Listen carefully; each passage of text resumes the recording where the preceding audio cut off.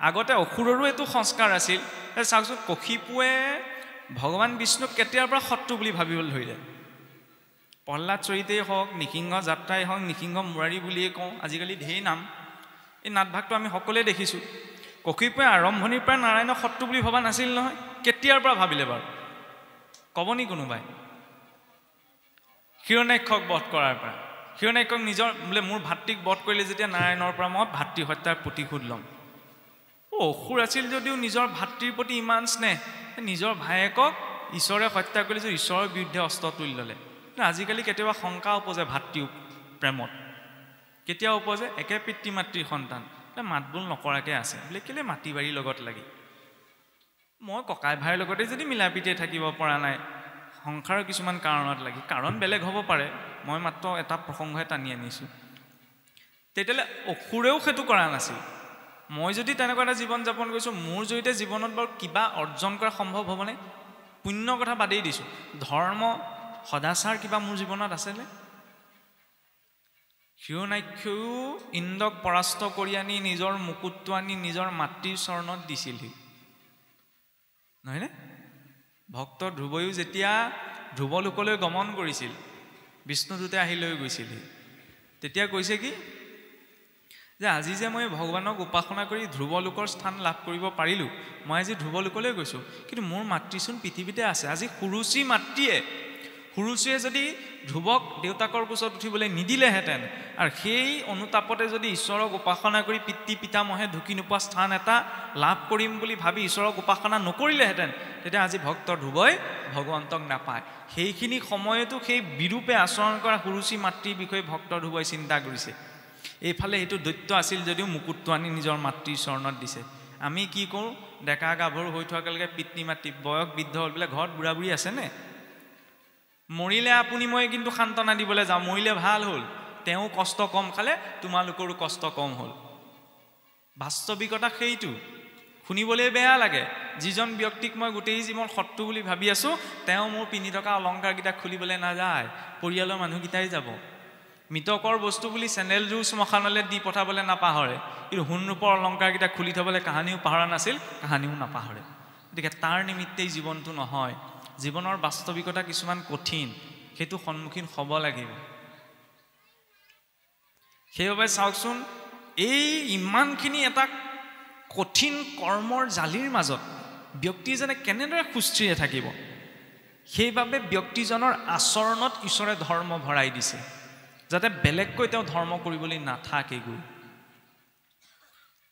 Lord মেকলিৰ আণ্ডাৰত সৃষ্টি হোৱা বা গঠন হোৱা এডুকেশ্যন কমিটিখনে ভাৰতীয় গুৰুকুলৰ ব্যৱস্থাটো নষ্ট কৰি দিলে আৰু সেইকাৰণে আজিকালি আধুনিকতা বুলি ভাবিলে বহুতে কি ভাবে যে আমাৰ যিবিলাক নীতি পৰম্পৰা আছে সেইবিলাক বহুত আউটডেটেড এতিয়া নতুন আধুনিক হ'ব লাগে এতিয়া আধুনিক বুলি ক'লে মানসিকতাটো কেনেকুৱা আজি বিজ্ঞানীয়েও কৈছে যে কিবা এটা বস্তু পানী গিলাচ খালেও বোলে বহি পেলাই খাব লাগে নহয়নে আজিকালি আধুনিকতা আমি ক'ত বিচাৰি যাওঁ থিয় হৈ খোৱা বুফে ছিষ্টেম কুকুৰ মেকুৰীহে থিয় হৈ খায় আমি কেনে আচৰণৰ জৰিয়তে অন্ন ব্ৰহ্মক বুলি কৈছোঁ নহয়নে খাদ্য বস্তু নিজৰ শৰীৰত ধাৰণ কৰিছোঁ সেইটোও প্ৰভাৱ পেলায় আগতে ফটা কাপোৰ আপোনাৰ পিন্ধিছিল যাৰ বোলে নাই আজিকালি আকৌ ফটা কাপোৰবিলাকহে বেছি দামী আমাৰ নিচিনা সকলো নহয় আমাৰ নিচিনা কিছুমান ল'ৰা ছোৱালীয়ে যে পিন্ধে এইডোখৰত ফটা সেইডোখৰত ফটা নহয়নে তাতকৈ নিপিন্ধাই ভাল শুনিবলৈ এইবিলাক বেয়া লগা কথা কিন্তু সত্য সেইটোৱেই আধুনিকতা আমি ক'ত বিচাৰিব লাগে আজি চাওকচোন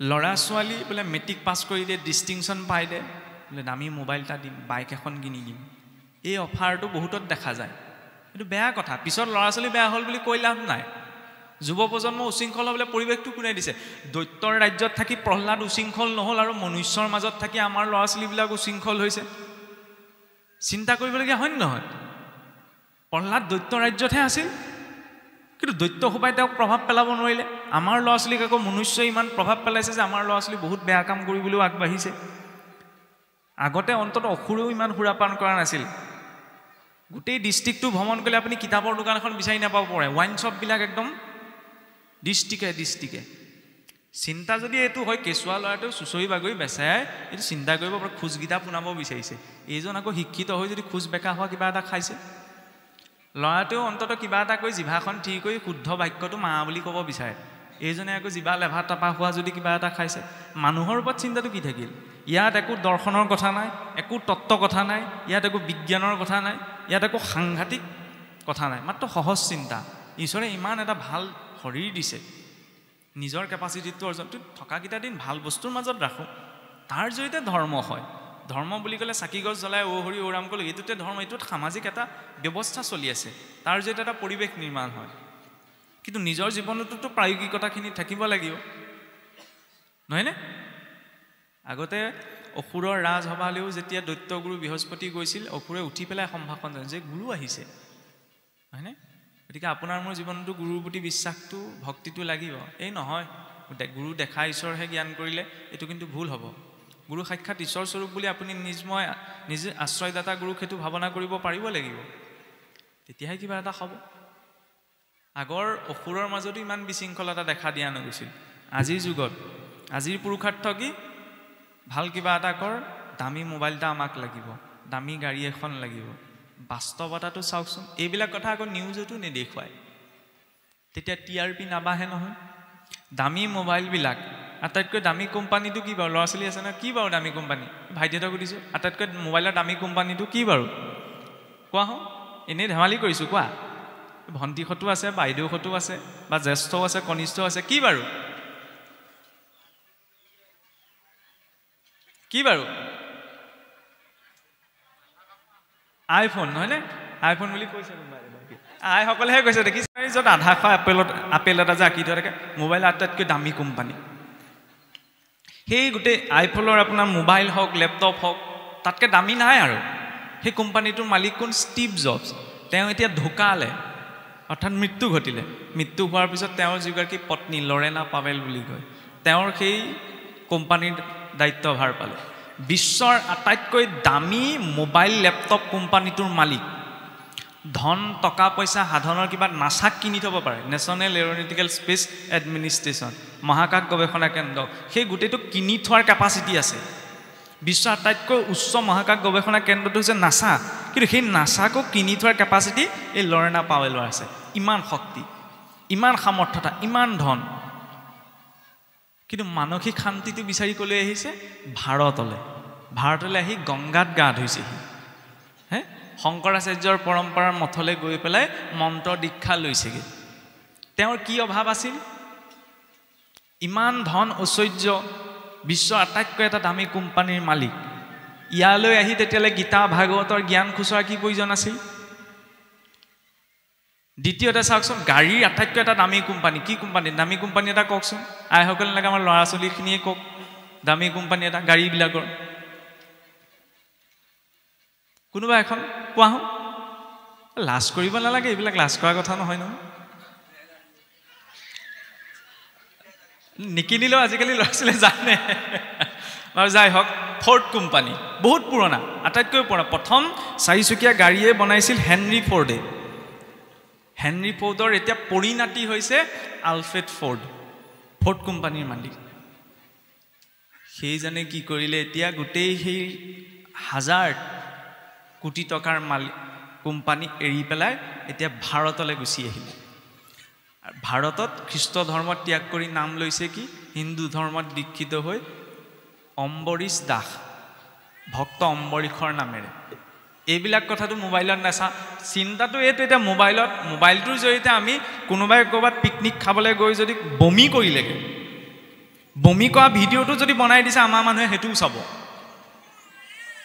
কোনোবাই গৈ কাৰোবাক গালি পাৰিলে ন সেইটো ভিডিঅ' বনাই দিলে সেইটোও চাব কিন্তু এইবিলাক কথা কোনেও খুচৰি নাচায় মই এইটো কোৱা নাই যে ময়েই গোটেই বিশ্ব ব্ৰহ্মাণ্ডৰ যত যিমান ইনফৰমেশ্যন আছে চব গোটাই থৈছোঁ ময়ো নাজানো এই দুটা কথা জানো কাৰণে বাৰে বাৰে এইকেইটা কথাকে ৰিপিট কৰি থাকোঁ কিন্তু জানিবলগীয়া এনেকুৱা ঢেৰ আছে এইবিলাক কথা জানিলেই মনটোৱে চিন্তা কৰিলে বাধ্য হয় ইমান 1000 টকাৰ মালিকজন হৈ এতিয়া ভাৰতলৈ আহি পেলাই নাম লৈছে কি অম্বৰীশ দাস গীতা ভাগৱতৰ জ্ঞান প্ৰচাৰ প্ৰসাৰৰ বাবে নিজৰ জীৱনটো সমৰ্পণ হৈছে কলকাতাত পশ্চিমবংগ মায়াপুৰ বুলি এটা স্থান আছে তাত 1000 কোটি টকা ব্যয় কৰি বিশ্বৰ প্ৰথমটো বৈদিক মিউজিয়াম বনাবলৈ ক্ৰয় কৰিছে আমিতো ইমানখিনি কৰিবগৈ নালাগে আজি অলপ দিনৰ আগতে আপোনাৰ খুব নিউজত ওলাই আহিছিল সুনিতা উইলিয়ামছ 9 মাহ দিন মহাকাশত আছিলগৈ 9 মাহ দিন বোলে ঘূৰি আহিলে ঘূৰি আহি পেলাই একদম নিউজৰ হেডলাইন বোলে তেওঁৰ বেগত গীতা শাস্ত্ৰ ভাগ ওলাইছে আমাৰ মানুহৰ মানসিকতা এইটো সুনিতা উইলিয়ামছৰ বেগত গীতা শাস্ত্ৰখন ওলাইছে কাৰণে গীতাখন পঢ়িবলৈ যাব তাৰ আকচোৱা গীতাৰ লক্ষণ নহয় লক্ষ্য কি সুনিতা উইলিয়ামছৰ বেগত গীতা ওলালে মানে ক'ব বিচৰা হৈছে কি মোৰ ঘৰত পিয়ালিটা ব্ৰাহ্মী শাক গজি আছে নহয় মই বুটলি আনি নাখাওঁহি বিদেশী কোম্পানী এটাই সেই ব্ৰাহ্মী শাককে চেপি যেতিয়া বটল এটাত ভৰাই ব্ৰেণ্ডেড কোম্পানী এটাৰ হৈ পেলাই বিক্ৰী কৰিব তেতিয়া আকৌ মই বটলে বটলে খামহি নিজৰ সমাজ সংস্কৃতিত যিটো জ্ঞান দৰ্শন উপলব্ধ তাৰ প্ৰতি সহজ আস্থাটো আমাৰ নাই সেইটো লাগিব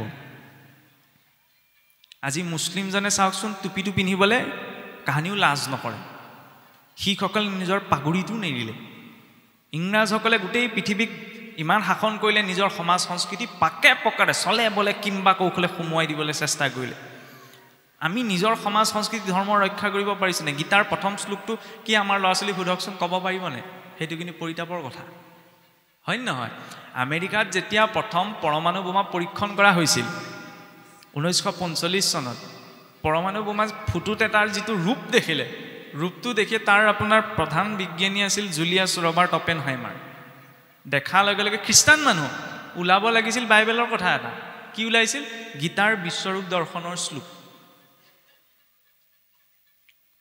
পদাৰ্থ বিজ্ঞানৰ এটা অতি আধুনিক শাখা হৈছে কোৱান্টাম পদাৰ্থবিদ্যা বুলি ইয়াৰ জনকে হৈছে জাৰ্মান বিজ্ঞানী মেক্স প্লাংক ইণ্টাৰভিউ যেতিয়া সোধা হৈছিল যে আপুনি ইমান এটা কঠিন বিষয় কেনেদৰে মানসিক ৰূপত ভাবি পালে তেতিয়া কৈছিল যে মোৰ এই প্ৰেৰণাৰ উৎস হৈছে এই ভাৰতীয় মূলৰ উপনিষদসমূহ আমি এতিয়া উপনিষদ পঢ়ি পেলাই গীতা পঢ়ি পেলাই কিবা আৱিষ্কাৰো কৰিব নালাগে উদ্ভাৱনো কৰিব নালাগে গৱেষণাও কৰিব নালাগে অন্ততঃ নিজৰ জীৱনটোত প্ৰয়োগ সেইকণটো আমি কৰিব পাৰোঁ বিশ্ব ব্ৰহ্মাণ্ডৰ আটাইতকৈ শ্ৰেষ্ঠ জ্ঞান আমি পাইছোঁ হাৰ্ভাৰ্ড কেম্ব্ৰিজৰ দৰে ইউনিভাৰ্চিটিবিলাকত গীতা শাস্ত্ৰ কম্পালচৰি কোৰ্চ হিচাপত পঢ়ুৱাবলৈ আৰম্ভ কৰিছে আমাৰ ল'ৰা ছোৱালীৰ হাতত আমি তুলি দিছোঁগৈ নে এটা কথা ঠিক পদদুলৰি ছন্দে সকলো কথা আমি বুজিব নোৱাৰোঁ নহয়নে মইতো সকলো বুজি পাওঁ বুলি ক'ব নোৱাৰোঁ পদদুলৰি ছন্দত কি লিখা আছে তাৰ বাবে ভাঙনিমূলক গ্ৰন্থওতো আছে আজিকালি চাওকচোন ইমান সুবিধা কৰি দিলে এতিয়া ঠগাখনিত থৈ পেলাই গীতা শাস্ত্ৰভাগ পঢ়িবলৈ কাৰোবাৰ আহৰি নহ'ব পাৰে সকলোৱে নকয়গৈ আৰু বহুতো আমনিও লাগে কেতিয়া আমনি লাগে জানেনে গ্ৰন্থ এখন অধ্যয়ন কৰিবলৈ যাওঁতে সাধাৰণ নীতিটো কি আৰম্ভণিৰ পৰা শেষলৈকে পঢ়িলে তেওঁ বিষয়বস্তুখিনি বুজি পাব সাধাৰণ মানুহ এজনে যেতিয়া গীতা শাস্ত্ৰ পঢ়িবলৈ আৰম্ভ কৰে পোনপ্ৰথমতে কি হয় অৰ্জুন বিষাদ যুগ তাত যেতিয়া বিষাদ হোৱাৰ বৰ্ণনা পায় তেতিয়া মনটো ভাগি যায় এসোপা আমনি লাগিছে লাহেকৈ আকৌ জপাই থৈ দিয়ে গীতা শাস্ত্ৰ পঢ়াৰ সেইকাৰণে এটা বিশেষ এটা নীতি আছে গীতা শাস্ত্ৰ পঢ়িবলৈ হ'লে আপুনি নিৰ্দিষ্ট এটা চেপ্টাৰৰ পৰা যদি চিৰিয়েলি পঢ়িব মই পাৰোঁ তেতিয়াহ'লে কোনো কথা নাই যদি ধৈৰ্যটো আছে যদি ধৈৰ্য নাই তেতিয়া অন্ততঃ লুটিয়াই দিলে যিটো পেজত ওলাইছে সেইটো পেজৰ পৰা আৰম্ভ কৰিব লাগে ফলত সেইটো পেজত পঢ়াই দুটা শাৰীৰ পৰাও কিবা এটা বহুত প্ৰয়োজনীয় কথা বুজি পোৱা যায় কাৰণ প্ৰতিটো একোটা বাক্য একোটা সূত্ৰ ৰূপত দিয়া আছে আৰু সুবিধা ইমান কৰি দিছে চাওকচোন আজি মোবাইলটোও আমি সেই ক্ষেত্ৰত প্ৰয়োগ কৰিব পাৰোঁ আমাৰ ল'ৰা ছোৱালীখিনিয়ে পাৰে নহয় মূল সংস্কৃতৰ ব্যাখ্যা সহিত PDF গুগল ইণ্টাৰনেটত পোৱা যায় ডাউনলোড কৰি অন্ততঃ দুটা লাইন আজি মই কি কৈছোঁ মই মোৰ মগজে ঢুকি পোৱাটোহে মই আপোনাক ক'ম তাতকৈতো অধিক একো ক'ব নোৱাৰোঁ একদম শুদ্ধ ৰূপত জানিবলৈ হ'লে সেই মাৰ্গদৰ্শনটো যিদৰে মোবাইলৰ লগত মেনুৱেল কাৰ্ড এখন আহে ফিজটোৰ লগত মেনুৱেল কাৰ্ড এখন আহে কোনটো টিপিলে কি হ'ব জীৱনৰ মেনুৱেল কাৰ্ডখন হৈছে গীতা কোনটো পৰিস্থিতিত কি কৰিম কেনেকৈ চিন্তা কৰিম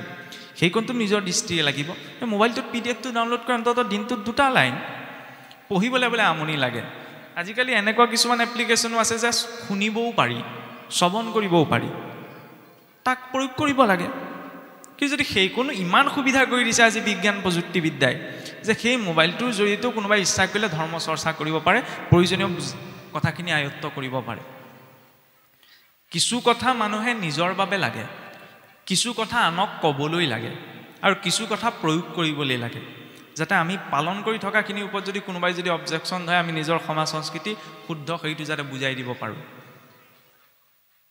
অন্য ধৰ্ম কৰ্ম মানুহে বুজাই দিব যে আমি এই কাৰণে এইটো নকৰোঁ এইটো কাৰণে কওঁ আমি কিন্তু ক'ব নোৱাৰোঁ কাৰণ আমাৰ স্পষ্টতাটো নাই সেই স্পষ্টতাটোত কিয় নাই চৰ্চাটো যিটো ৰূপত থাকিব লাগিছিল সেইটো ৰূপত নাই সেই চৰ্চাখন আমাৰ জীৱনত লাগিব তাৰ মাজতো চাওকচোন এতিয়া কৰ্মৰ কথা কৈ যাবলৈ যাওঁতে এইটো ভাগৱততো আহে গৃহস্থীৰ ঘৰত পঞ্চশুনা পাপৰ কথা নহয়নে বস্ত্ৰ পৰিধান কৰোঁতে পানী তোলোতে ঢেঁকীত ধান বান্ধোতে আকৌ আপোনাৰ ঘৰ সাৰোতে ইয়াত কিছুমান জীৱন নষ্ট হৈ পেলাই গৃহস্থৰ নিতে পঞ্চশুনা পাপ আচৰণ হয় এফালে কৈছে ঈশ্বৰক অৰ্পণা কৰি কৰ্ম কৰিবলৈ আনফালে যদি গৃহস্থৰ ঘৰখনত বা ব্যক্তিৰ ৰূপত মোৰ জীৱনত পঞ্চশুনা পাপ মই জানিতে অজানিতে মই কৰিয়ে আছোঁ তেতিয়াহ'লে কেনেকৈ মই শুদ্ধতাটো বৰ্তাই ৰাখিম সেইবাবে প্ৰতিজন ব্যক্তিৰ বাবে নিত্য নৈমিত্তিক প্ৰয়োজন পঞ্চযজ্ঞ আচৰণ কৰা 5 প্ৰকাৰ যজ্ঞৰ কথা কৈছে কলিক যিদৰে থাকিবলৈ স্থান এই জৈতখিলে যোৱা পাখা কৰে মদ্যপান বুলি কৈছিল লগতে পৰীক্ষিতে এইটোও কৈছিল যে বলি বিশ্বদেৱ পঞ্চযজ্ঞ যাৰ নাই তাৰ পঞ্চস্থানত থাকিবি সৰ্বদাই গতিকে আমাৰ জীৱনত পঞ্চযজ্ঞ লাগিব পঞ্চযজ্ঞ কি ব্ৰহ্মযজ্ঞ দেৱযজ্ঞ পিতৃযজ্ঞ ভূতযজ্ঞ আৰু নিযজ্ঞ 5 প্ৰকাৰ যজ্ঞ কেনেকৈ আচৰণ কৰিম অধ্যাপনম তু ব্ৰহ্মযজ্ঞম পিতৃযজ্ঞস্তু তৰ্পণম হোমো দেৱ বলিৰ ভূতানি যজ্ঞ অতিথি পূজনম অধ্যাপক অধ্যাপনা কৰাৰজনৰ প্ৰতি ব্ৰহ্মনিষ্ঠজনৰ প্ৰতি শ্ৰেষ্ঠজনৰ প্ৰতি গুৰুজনৰ প্ৰতি সন্মান শ্ৰদ্ধা ভাৱ ৰাখিলে আচৰণ হয় ব্ৰহ্মযজ্ঞ অধ্যাপকজনৰ প্ৰতি নহয়নে আগতে এটা সময় আছিল আমাৰ ককাসকলে পাইছে চাগে নহয়নে আগতে শিক্ষকজন পাৰ হৈ গ'লে ছাত্ৰজন চাইকেলৰ পৰা নামি পেলাই সম্ভাষণ জনায় নহয়নে আজিকালি আকৌ শিক্ষকক দেখিলে কিছু লুকাইহে আগতে অতি একো নাজানিলেও শিক্ষকৰ প্ৰতি সন্মান আছিল এনেকুৱা ঘটনা দেখা যায় আমাৰ নিচিনা যোৰহাটতে আজি বেছি এবছৰ হোৱাই নাই নেকি দহুতীয়াত এটা ঘটনা ঘটিছিল কিবা এটা কথাত ছাত্ৰ খং উঠিলে একদম শিক্ষকক চুই দিলে সোমোৱাই পেলাই সেইটো সংস্কাৰটো আগতে অসুৰৰো আছিল যে গুৰুৰ প্ৰতি কেনেকুৱা সন্মান তেতিয়া আমাৰ মাজত যে এইটো বিশৃংখলা দেখা গৈছে তাৰ মাজতো কিন্তু কথা কিছুমান আছে চাওকচোন মই সকলোকে দায়ী কৰিব বিচৰা নাই আমিও স্কুল কলেজত পঢ়ি আহিছোঁ গতিকে এনেকুৱা পৰিৱেশ কিছুমান দেখা যায় আমাৰ নিচিনা বয়সৰ ল'ৰা দুটামানে যদি শিখৰ খাই আছে ডেকা শিক্ষক এজনে যদি বাহিৰলৈ ওলাই আহিলে দেচোন অকণমান বুলি কয় সেই শিক্ষকৰ প্ৰতি সন্মানটো ভুলতো নাথাকে নহয়নে তাৰ বুলি আমি সকলোকে ক'ব বিচৰা নাই এনেকুৱা কিছুমান আছে সেইকাৰণে শিক্ষকতা গুৰুৰ মৰ্যাদা পাইছে গুৰু মৰ্যাদাত গুৰু থাকিব লাগিব ছাত্ৰৰ মৰ্যাদাত ছাত্ৰ থাকিব লাগিব নহয়নে তেতিয়াহে বিদ্যা দদাতি বিনয়ম বিনয়ম দদাতি পাত্ৰম বিনয়ী ভাৱ থাকিলেহে বিদ্যা স্থিৰে থাকিব বিনা বিনয়ী ভাৱৰ বিদ্যা প্ৰাপ্ত হ'ব নোৱাৰে বিনয়ী ভাৱটো কেতিয়া আহিব যেতিয়া সেই অধ্যাপকজনৰ প্ৰতি শিক্ষকজনৰ প্ৰতি শ্ৰদ্ধা ভাৱটো থাকিব বিনা শ্ৰদ্ধাত শিক্ষা অৰ্জন সম্ভৱ নহয়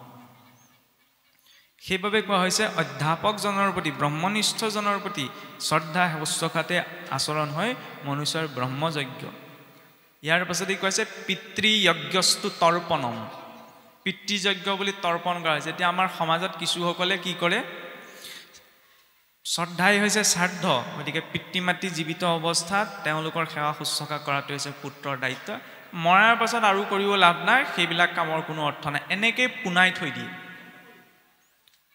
কিন্তু খোলা কথা মনা নমনাটো নিজৰ পিতৃযজ্ঞ বুলি তৰ্পণহে কোৱা হৈছে যিদৰে আৰু চাওকচোন শাস্ত্ৰৰ মত লোৱাৰ প্ৰয়োজন নাই ল'ৰা ছোৱালীয়ে যে নিজ পিতৃ মাতৃৰ শুশ্ৰূষা কৰিব লাগে নিজৰ পিতৃ মাতৃৰ শুশ্ৰূষা কৰিব লাগে বুলি যদি পুত্ৰই শাস্ত্ৰ মত ল'ব লগা হৈছে তেতিয়াহ'লে তেওঁৰ মানসিকতাত কিন্তু প্ৰশ্নবোধক এটা আহি পৰে ইমান নিকৃষ্ট হৈ গ'ল যে পিতৃ মাতৃ শুশ্ৰূষা কৰিবলৈ শাস্ত্ৰৰ মত ল'বলগীয়া হৈছে গতিকে পিতৃ মাতৃ জীৱিত অৱস্থাত তেওঁলোকৰ সেৱা শুশ্ৰূষা কৰাটো যিদৰে পুত্ৰৰ দায়িত্ব তেওঁলোক পৰলোক গমন কৰাৰ পিছতো শাস্ত্ৰবিহিত শ্ৰাদ্ধাদি কৰ্ম কৰাটো পুত্ৰৰ দায়িত্ব যদুকুল ধ্বংস হোৱাৰ পাছতো অৰ্জুনে যদুকুলৰ অৰ্থে পিতৃকৰ্ম আচৰণ কৰিছে ৰজা পৰীক্ষিতেও 7 দিন 7 ৰাতি ভাগৱত শুনাৰ পাছতো জন্মেজয় যথাবিহিত পিতৃকৰ্ম আচৰণ কৰিছে কিয় লোক শিক্ষাৰ্থে এটা পিতৃশ্ৰাদ্ধ নকৰোঁ বা ধৰি লওক তাৰ প্ৰতিও এটা ভুল ধাৰণা আছে শ্ৰাদ্ধকৰ্তাজনে সেইদিনা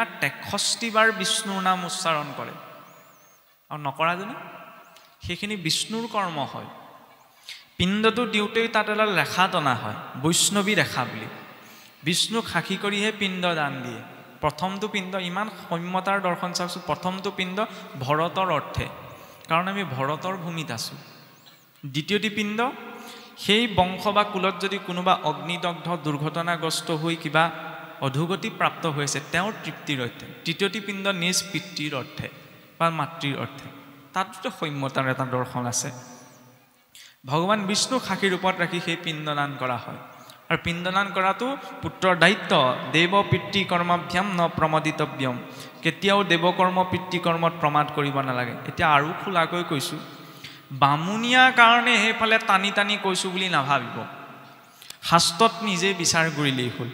আজি মই কি কৈছোঁ সেইটো মানিব নালাগে। আমাৰ মানুহবিলাকে সেইকাৰণে আজিকালি অসমত বিপদ হ'ল। এজনে শাস্ত্ৰ পঢ়ি কয় এটা, এজনে কয় এটা, কোনটো ধৰিম? ৰাইজ দুধুৰ মুধুৰত পৰে। শাস্ত্ৰত কোনটো আছে? সেইকাৰণে নিজেও শাস্ত্ৰ চৰ্চা অকণমান লাগে, যাতে আমি ভুল শুদ্ধটো জানিব পাৰোঁ, নহয়নে? পিতৃকৰ্ম নকৰাৰ কথা ক'লেও উল্লেখ নাই, কৰাৰ কথা কিন্তু চবতে উল্লেখ আছে। প্ৰহ্লাদৰ প্ৰতিও সেই উপদেশ দি থৈ গৈছিল। সমস্যাটো কি? এই তাত বোলে আন দেৱী দেৱতাবিলাকক পূজা সেৱা কৰা হয়, তাত আন দেৱী দেৱতাৰ পূজা কৰা নহয়। নৱগ্ৰহ, দিগপাল, পঞ্চদেৱ এইসকলৰ নামত গন্ধ পুষ্প দিয়া হয় সত্য, কিন্তু এয়া আন দেৱী দেৱতাৰ পূজা নহয়। কিয়? আজি আপুনি হৈছে আপোনাৰ ঘৰখনৰ মূল মানুহ, মোৰ ঘৰলৈ আপুনি গ'ল, ল'ৰা ছোৱালীকেইটাক লৈ গ'ল, তেতিয়া মই আপোনাক আঠে বেঠে নি পেলাই বহুৱামগৈ, একদম দণ্ডৱতে আপোনাক প্ৰণাম কৰিম। ল'ৰা ছোৱালীকেইটালৈ, পত্নীৰ প্ৰতি, আপোনাৰ লগত যোৱা কেইজনৰ প্ৰতি যদি তেনেকৈও নাচাওঁ, সেইটো বাৰু সন্মান হ'লনে? ভাৱ হ'লনে বাৰু? সেইটো নীতি আচাৰ হ'লনে? আজি কথা এটা কৈছোঁ, যেনিবা আজি অনুষ্ঠানটোলৈ মাতিছিলে মোক, আহিলোঁ মই, মোৰ লগতে খুৰাও আহিছে। মুখে মাতিছিলে সেইবুলি যদি ধৰি লওক কোনো এজনে তেখেতক মাত এটাও নিদিয়ে, তেতিয়া মই হ'লেও বেয়া পাম নে? তেওঁ গৈছিলে বুলিব ৰাইজে মাত এষাৰো নিদিলে, নহয়নে? ইয়াত সাংঘাতিক দৰ্শনৰ কোনো কথা নাই। এটা কথা ঠিক যে বৈষ্ণৱ বা বিষ্ণু ভক্তজনৰ উদ্দেশ্য হৈছে ভগৱান কৃষ্ণৰ ভক্তি বা বিষ্ণুৰ ভক্তি। তাৰ অৰ্থ এইটো নহয় যে তেওঁৰ বিভূতিস্বৰূপ দেৱী দেৱতাসকলক তেওঁ অপমান বা নিন্দা কৰিব। বৈষ্ণৱৰ আৱেশত আহি তেওঁৰ বিভূতিসমূহক নিন্দা কোনেও কৰিব নোৱাৰে, কাৰণ দুৰ্গা বুলি ক'লে তেওঁতো পৰম বৈষ্ণৱী। সৃষ্টি প্ৰকট কৰোঁতে প্ৰথমতে তেওঁকেই স্বজন কৰিছে, আৰু মাতৃক সন্মান কৰিবলৈ পুত্ৰই শাস্ত্ৰৰ অনুমতি লোৱাৰ প্ৰয়োজন নাই। এইটো কথা লেটিয়াই পেলাব নালাগে। আমাৰ অসমত আকৌ বহু কথা লেটিয়াই পেলোৱা হয়। দুৰ্গা কথা ক'বলৈ যাওঁতে মই এইটো কোৱা নাই যে কোনোবা বৈষ্ণৱে গৈ পেলাই দুৰ্গা পূজাত বলি আগবঢ়াওঁগৈ, সেইটো নিষিদ্ধ। কোনো দেৱী দেৱতাই বলি বিচৰা নাই, কিন্তু তেওঁ মাতৃ হয়। বাটে পথে লগ পালে মাতৃৰ ৰূপত ভক্তজনক সন্মান কৰাটো কোনো প্ৰকাৰে ভুল হ'ব নহয়। বোলে আন দেৱী দেৱ নকৰিবা, হেব মূৰ্তিকো নাচাইবা, তাৰ আন দেৱী দেৱৰ কথা কৈছে। এতিয়া গীতাত আকৌ ভগৱন্তই কৈছে বোলে যত দেৱ সবে মূৰত তনুজ জানা ধনঞ্জয়, তাসম্বাৰ পূজনে মুহুৰ সেৱা হয়। তেতিয়াহ'লে কোনটো মানিম? আকৌ আপোনাৰ কৈছে বোলে আকাশাত পতিতম তৈয়ম যথা গচ্ছতি সাবৰম সৰ্বদেৱ নমস্কাৰম কেশৱম প্ৰতিগচ্ছতি। যিদৰে আকাশৰ পৰা বাগৰি পৰা জলবিলাক বিভিন্ন নৈৰে গৈ সাগৰতেই পৰেগৈ, সকলো দেৱী দেৱতাৰ প্ৰতি কৰা নমস্কাৰ স্বয়ং কেশৱৰূপী ভগৱন্তই প্ৰাপ্ত কৰে। গতিকে ভক্তি মাৰ্গত বা বৈষ্ণৱ মাৰ্গত এইটো স্পষ্ট, আমি হীৰ বিক্ৰী কৰিছোঁ ভগৱান কৃষ্ণৰ ওচৰত, কিন্তু তেওঁৰ বিভূতিসকলৰ প্ৰতি সন্মান। নৱগ্ৰহ জন্মকৰ্ম সাক্ষীস্বৰূপত ঈশ্বৰে তেওঁলোককে নিয়োগ কৰি ৰাখিছে। দিগপাল 10টা দিগৰ অধিপতিৰ ৰূপত ঈশ্বৰেই নিয়োগ কৰি ৰাখিছে। গতিকে তেওঁলোকৰ প্ৰতি সন্মান জনাই এটি গন্ধপুষ্প তাত অৰ্পণ কৰা হয়। তাত বোলে আন দেৱীৰ প্ৰসাদ দিয়া হয়। কি কোৱা হয়? বিষ্ণু দৈৱতাই চুপকৰ নৈবদ্যায় নম, প্ৰথমতে বিষ্ণুক অৰ্পণ কৰা হয়, তাৰ পৰা প্ৰসাদ নি পেলাই তেওঁলোকক দিয়া হয়।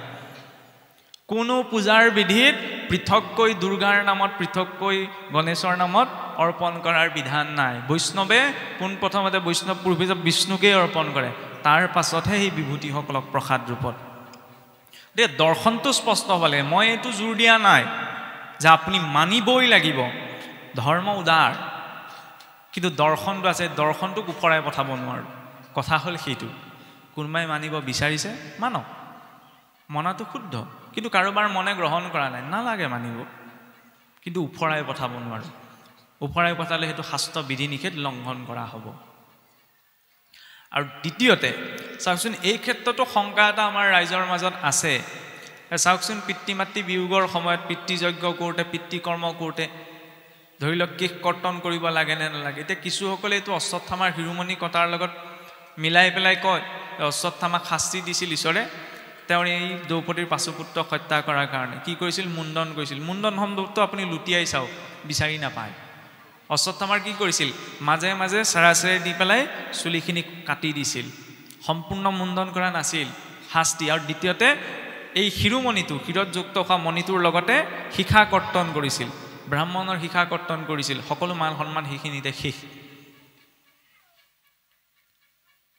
মুণ্ডন কিয় কৰা হয়? চুলিত অহংকাৰ আছে। কোনোবা এজনক কওকচোন আপোনাৰ চুলিকেইডাল পকিছে বুলি, পিছদিনা এনি ৰং ঘঁহিবহি। বজাৰলৈ ওলাই গ'লে চুলিৰ নামত ইমান দামী দামী বিউটি পাৰ্লাৰবিলাক, চুলিকেইডালত তেনেকুৱা কি আছে? মহাপুৰুষ হৈছিল কেশ চিঙি দিওঁ চৰণত, আন বস্তু দিবলৈও থাকিলেহেঁতেন, চুলিডাল চিঙি কেলে দিছে? ইয়াত অহংকাৰ আছে। পিতৃ মাতৃ মহাগুৰু বিয়োগ হৈছে, পুত্ৰই নিজৰ অহং কৰ্তন কৰি পেলাই অনুতাপ কৰিব। সেইটো হৈছে দৰ্শন। কিন্তু যদি মোৰ চিন্তা এইটো হয়, কৃষ্ণ নামটো কোনে দিলে? ঋষি গৰ্গই। কৃষ্ণক এতিয়া মই মানিম, কিন্তু ঋষি গৰ্গক মই নামানো, সেইটো দৰ্শন কিন্তু শুদ্ধ নহয়। বুজি পোৱা হৈছে চাগে কি ক'ব বিচৰা হৈছে? ঋষিৰ পৰম্পৰাক যদি নামানো, কিন্তু সেই ঋষিয়ে দিয়া নামটো আকৌ মুখলৈ লাগে, সেইটো হ'লে নহ'ব। শাস্ত্ৰীয় মাৰ্গত শাস্ত্ৰীয় পৰম্পৰাৰ ধাৰা অনুসৰি আমি আগবাঢ়িব লাগিব। আৰু ইয়াত একো ভক্তি বহা নবহাৰ কথা নাই। আমি মূৰ্খ হ'ব পাৰোঁ, আমি মূৰ্খৰো মূৰ্খ জধা মূৰ্খ হ'ব পাৰোঁ, কিন্তু আমাৰ পূৰ্বপুৰুষ সেইসকল মূৰ্খ নাছিল। তেওঁলোকে বহুত চিন্তা কৰি কিছুমান নীতি পৰম্পৰা আমাৰ শাস্ত্ৰসমূহৰ জৰিয়তে দি থৈ গৈছে, হয়নে? ঋষিসকল মূৰ্খ নাছিল নহয়, তেওঁলোকে দিছিল কাৰণে আজি আমি গীতা ভাগৱত পালোঁ। গতিকে তেওঁলোকে যিখিনি আদৰ্শ দি থৈ গৈছে, স্বধৰ্মে নিধনংশ পৰধৰ্ম ভয়াৱহ, অন্ততঃ নিজৰ আচৰণ কৰাখিনিৰ প্ৰতি আমি ইমান এটা স্পষ্টতাৰে নাজানো। সেইকাৰণে কোনোবাই সুধিলে পটককৈ ক'বও নোৱাৰোঁ, ফলত কোনোবাই কিবা এটা কৰিলে সেইটোকে মানি লওঁ।